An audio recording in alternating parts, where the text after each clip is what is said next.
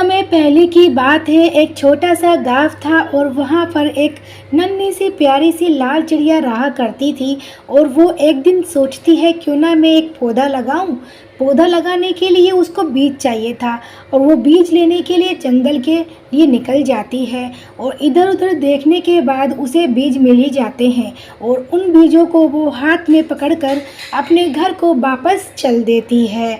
घर पर आने के बाद वो एक छोटा सा गड्ढा करती है और उन बीजों को उसमें डाल देती है और अपने घर को चली जाती है। कुछ दिनों में वो पौधा बड़ा हो जाता है। बड़ा होने के बाद में चिड़िया नदी किनारे जाती है और उसमें पानी डालती है। और कुछ समय बाद गांव में अकाल पड़ जाता है। अकाल पड़ने के कारण चिड़िया अपने घर के अंदर बैठी बैठी रो रही थी और बोल रही थी कि अब मेरे पौधे को क्या होगा, अब मेरा क्या होगा।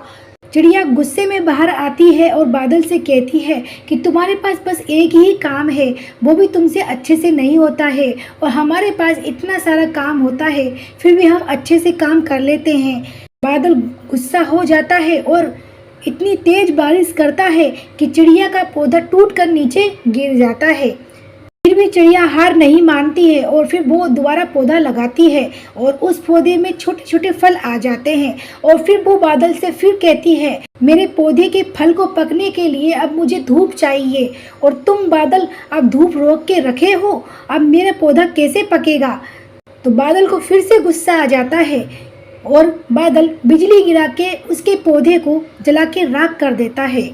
चिड़िया फिर भी हार नहीं मानती है और वो वापस से पौधा उगाती है और उस पौधे में अच्छे अच्छे मीठे मीठे टमाटर आ जाते हैं। चिड़िया कुछ दिनों बाद सोच समझ के बादल से बोलती है कि मुझे माफ़ कर दीजिए, आपके पास भी इतना ही काम है जितना मेरे पास है। चिड़िया कुछ दिनों बाद टमाटर को तोड़ती है और अपनी ढोकली में रख लेती है।